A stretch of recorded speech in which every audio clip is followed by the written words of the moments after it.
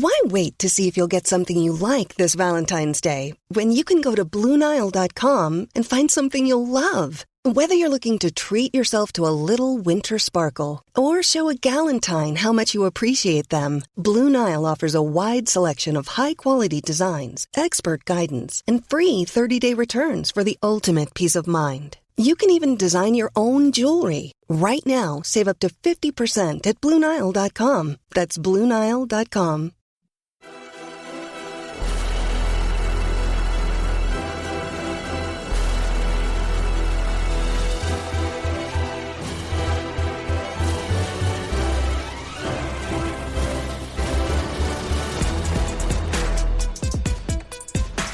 American soccer fans, welcome to episode 61 of the Stars and Stripes FC podcast. Donald Wine here, manager of Stars and Stripes FC, your source for all things U.S. national teams, the players that comprise them, and everything else surrounding the game of soccer in America. I hope you guys enjoyed that first episode we have back in episode 60 earlier this weekend, where my friend Eric Schmitz from the World of Concacaf Podcast joined me to discuss the three games and kind of break down everything that happened in El Salvador, in Nashville, and in Honduras. If you missed that, go back and listen to that and then check out this one. This episode is the mailbag episode, which we were going to have on the last show, but we didn't want that episode to run too long. So we decided to split that up into this episode 61. So this episode is all about the mailbag. We had a few questions that came in from listeners just like you. So in the future, I will do mailbags like this. If you decide to send me questions, that email ssfcpodcast@gmail.com. If you are doing it on Twitter, the hashtag is ssfcpodcast. Ask your questions there. In a future episode, I will do more of these as we go along. But let's go into these questions. We had a few great questions, and I want to start with one from my friend Andres at AAI_11. And he asked, why do you think Gregg Berhalter didn't put Tyler Adams in the midfield to start the match?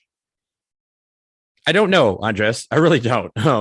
When we saw that lineup, we were thinking, okay, maybe Tyler is cool being out in the right because he's played a little bit in that position at RB Leipzig, but we want him in the middle. And I think the issue was we could see immediately that there was a disconnect between the back half of the midfield and the front half of the midfield, and that created a huge hole that Honduras saw and took advantage of almost immediately.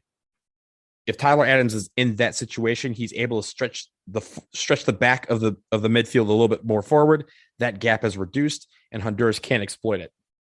And I'm not sure why he didn't start out that way.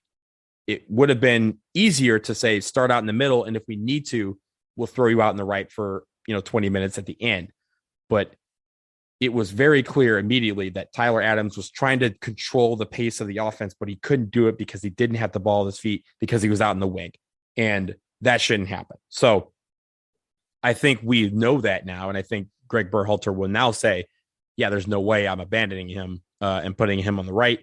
He needs to be a focal point of this offense. He needs to be the quarterback, the engine, and he can only do that from the middle. So let's see if that transpires going forward. But yeah, it was a pretty bad move to put him on the right. I think everyone would recognize that. And kudos to Gregg for eventually figuring out a way to switch that up and put Tyler in his natural position. Ted Morehouse at Alfonso1229 asked, was Zimmerman on the U.S. men's national team roster? Was he the only player who never got called upon, and why? Well, the answer is no. He was not the only player that did not get an appearance in this window. Ethan Horvath and Sean Johnson, the other two goalkeepers, obviously didn't show. Zach Steffen, of course, was removed, but he did not see playing time either due to his back spasms and then eventually developing COVID. And then Walker Zimmerman and Jackson Ewell, who was called in to replace Weston McKennie, neither of them saw the field in any of the matches either. But honestly, I'm not sure why Walker Zimmerman didn't see the field. I think it would have been nice to have him on the field, particularly in Nashville, but the flow of the game didn't dictate bringing in a defender. I think that's what it was. I think if we're ahead towards the end of the game in Nashville, Walker Zimmerman sees that field. He's called on as another defender to try and park the bus and make sure that we get out of there with a win. But that wasn't the case. We were trying to press to get that game-winning goal because it was tied at that point. So bringing on the defender didn't make sense. Maybe bringing him on at the end of the Honduras game, but honestly, at that point, remember, we had 3 subs at the beginning of the second half, right at the stroke of halftime, and then Christian Pulisic gets hurt, so he has to sub off early in the second half, and then you replace James Sands, who I did not think had a great game at all. So there's your 5 subs. So I think, honestly, it's not a reflection of Walker Zimmerman's talent or where he is on the depth chart, but I think it's just a matter of we didn't have any opportunities to bring him in, just like for the first 2 matches, we didn't see Ricardo Pepi because Gregg Berhalter said the flow of the game didn't dictate bringing him on for it. When his number was called, he performed well. And I expect the same thing of Walker Zimmerman whenever his name is called. And he will be in future camps. He will see the field during World Cup qualifying. I'm quite sure of it. Justin Moran is the next question. He is obviously a contributor for Stars and Stripes FC. He asks, what would substantial changes look like from Berhalter to show he can get this group to perform to its talent level? And I think that's a difficult question because here's the thing. I personally think that all of the ire directed solely at Gregg Berhalter is unfair. Do I think Gregg Berhalter made some tactical decisions that he shouldn't have done? Absolutely. Do I think he coached well in these 3 matches? No, I don't. But he did not play the game. He needs to put players in the position to play. But at the end of the day, these players have to produce too. He can throw 9 forwards up there, but if none of them score, that's not his fault. Not all his fault. At the end of the day, it's a team. They are a team. From the coaches to the players, it's a team. And they all have to produce and do their job. And our forwards aren't producing very well. How many goals did we score? We scored 5 in this window, 4 of them in the last match. Only 1 came from the center forward, from the 9. So you have to say that these guys have to produce when their number is called. They have to be ready because this is World Cup qualifying. But for Gregg, I want to see him figure out how to put more guys in their natural positions and make it so that they have an opportunity to play the way they are able to play. And I don't know what that is because honestly, I'm not a coach. That's why I'm not a coach. There's a lot of things that go into putting a national team together. It's not like a club where you can figure out over the course of a few weeks and then say, oh, this is the formation. He gets 1 week with these guys and then they're off for a month. And then he can't even call in the same group all the time because we have injuries and we have other things that preclude him from bringing in certain players. And there's also just, for some, there's just a backlog at certain positions. And everyone, all fans, would rather Gregg Berhalter bring in like 40 guys, if you think about it. There's so many people who are left off of these rosters that we could form yet another roster. And those guys still wouldn't play because there is not enough time to bring in so many guys that it's unwieldy to be performing or at least to prepare for the games that you have to perform in. And he'd rather bring in a smaller group. I mean, albeit a little bit more expanded, but bring in a smaller group. And then if he needs to switch people out, he can. But there also is the question of a lot of people have been saying, why don't you just call in all the European guys? That way, when someone gets hurt or someone has to go home, they're already there. And I think when it comes to World Cup qualifying, people have to understand that Gregg Berhalter also has to play the long game when it comes to his relationships with these clubs. Clubs aren't going to like when you're bringing in a guy that is 31st or 32nd or 33rd or 35th or 40th on your depth chart to not play every single month. They're going to get really upset that those guys are coming in, potentially getting hurt in training and not playing at all and going back and missing out on the training that they could be getting with their club. So there are some of these guys that were not called up for various reasons. Matthew Happy, for one, they were trying to secure a move for him, and they finally did. So now he's able to be put in a position where he can play, and he can get playing time with his club, get into that situation, become comfortable, so that leaving for a week and a half isn't going to set him back any. Same with Gianluca Busio. He just started playing at Venezia. Daryl DK has been hurt for a long time. Paul Arriola's hurt. Jesse Zardes is hurt. There's a lot of guys that could be called in, but they just weren't. Julian Green is probably the one where people say maybe he's a snub. And yes, would I like to see him on this roster? Sure. But who are you leaving off? Like, that's the question. For every one of these guys that you're calling in, it's not just adding to the group. At a certain point, you got to say, who are you leaving at home? And I think that's where a lot of people don't give Gregg a lot of credit, because he has to navigate all of that. We don't. We're fans. We call whoever we want. He can't. He has to navigate those relationships. He has to maintain those relationships with the players and with their parent clubs. So I think it's a great question, and it's one that we can always debate, but the substantive changes are going to happen because we got guys who are hurt, and really it's on the guys that are at their clubs to keep producing, keep playing, keep improving, keep growing, so that this team can play at its positive level, at its talent level. Because yes, on paper, we have a lot of talent, but if these guys can't play together on the field, then what's it for? And it's not all on Berhalter. At the end of the day, Berhalter needs to coach, and he needs to do it well. He has not coached well. That's fine. You can debate that. But it's not like he did that and the players played exceptionally well, because they really didn't. Other than one half in Honduras, most people would argue that they didn't really play very, very well.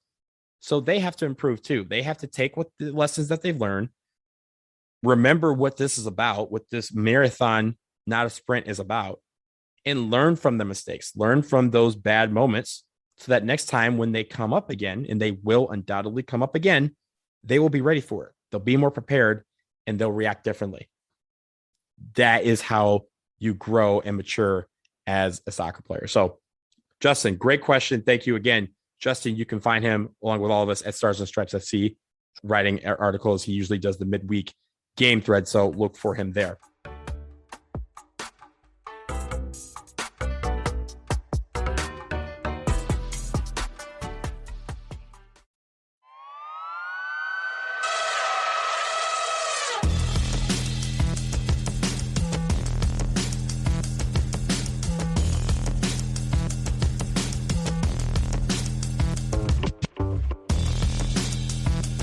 The next question I have is from MJ the CPA, at MJ _the CPA.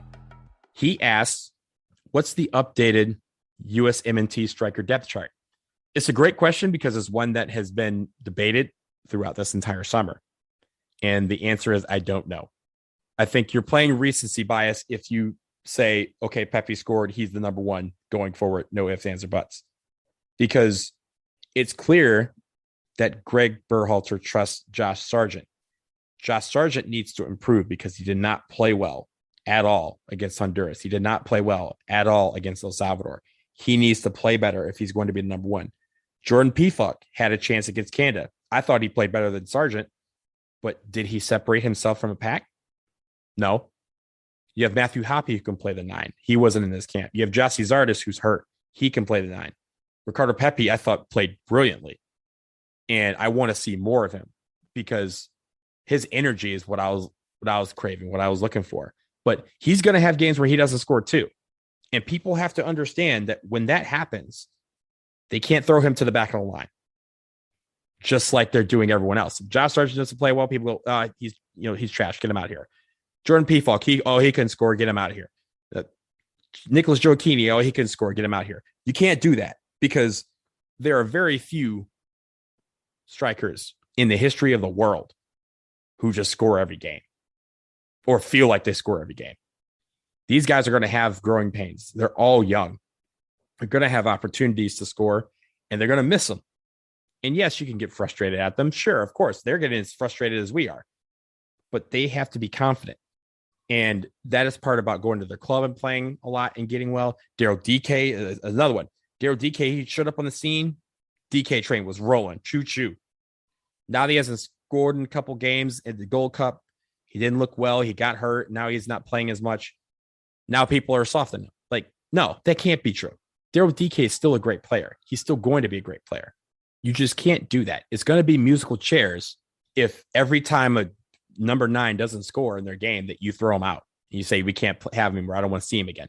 There's going to be games where these guys get scoring chances and they're not going to score. So if MJ, the CPA, if you ask me right now who my striker depth chart is, my preferred striker depth chart, I have Daryl DK as the first pick.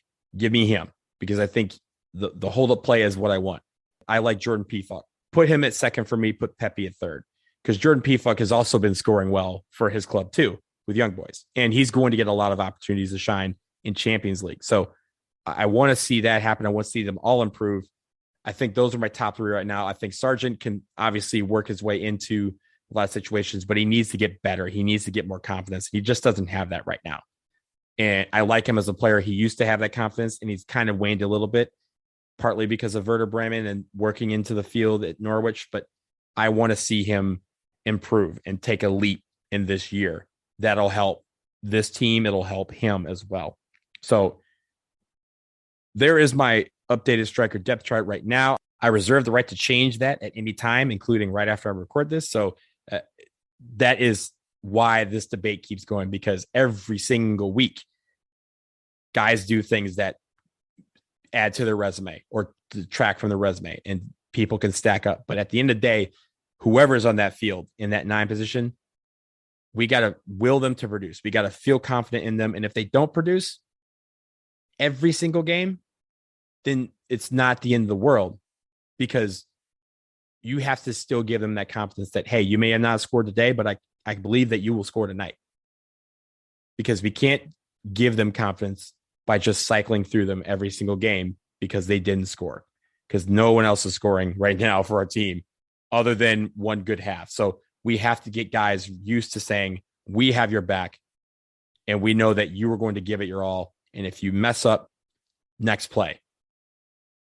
And if we look at that over the course of time, then you can develop a resume and an opinion. But for me, it's not about just cycling guys through because they're not scoring, because no one's scoring. And we're just going to keep playing musical chairs at that position for a long time if that's going to be the case, because no one's going to have that confidence. And I want them to have that confidence. That's important for strikers. I know. I used to play that position. So thank you for that question. The final one I have is from Joe Davis at Joe Davis 4.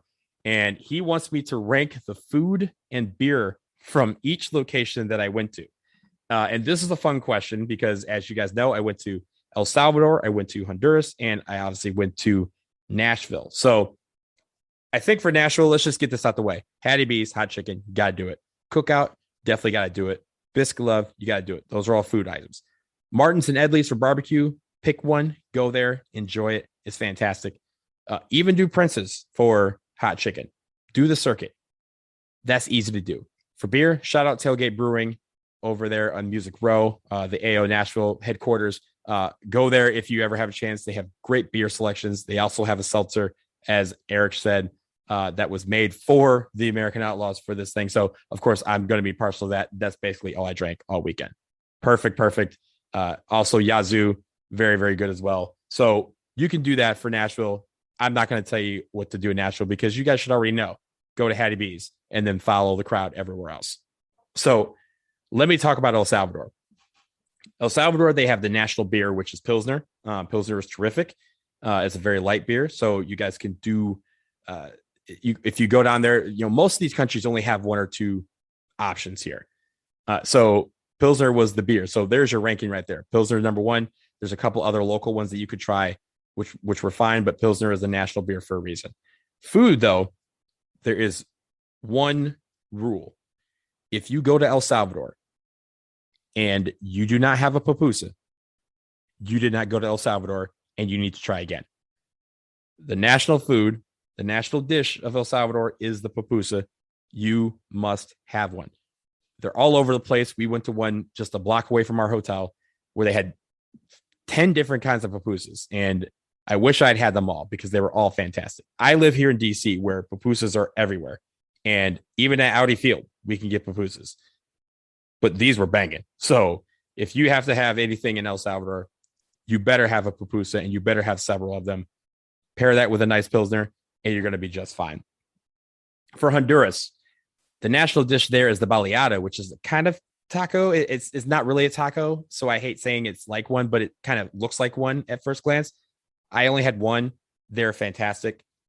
But the one place that we went to that was eye-opening, and Eric mentioned the power chicken. That was one. What he did not have was the chicken rice there, which was fantastic. But there is a taco place right around the corner from our hotel called Pinchy Taco Shop. And they specialized in birria tacos. I know this is a big phenomenon here in the United States, or a growing phenomenon here in the United States, but down there, it's just what they eat. And every taco they had was made birria style. They were all absolutely fantastic. It was the first food I had in the country. It was one of the last foods I had leaving the country. Just absolutely amazing there. So if you're in San Pedro Sula, find Pinchy Taco Shop. Thank me later. And for the beer there, they have an Imperial, which is really the national beer of Costa Rica, but their national beer is Salvavita. Let me tell you, we drank the bar at the hotel out of Salvavita 2 days in a row. So that should tell you how great it was to cool down on what were really hot and muggy days. So, Joe, there are your food and your beer rankings from Nashville, El Salvador, and from Honduras. But don't take my word for it. Next time the U.S. men's national team play down there, all of you have to go, and you can make your own food and beer rankings and your rum rankings, because Central America is great for rum. So I highly recommend you take advantage of that too. So thank you all for your questions. That will do it for episode 61 of the Stars and Stripes FC podcast. Again, thank you to everyone who submitted questions. I'm sorry I didn't get to all of them, but as I mentioned, in the future, we will have more of these mailbag episodes. ssfcpodcast@gmail.com if you want to submit questions, or you can do it on Twitter using the hashtag #SSFCpodcast.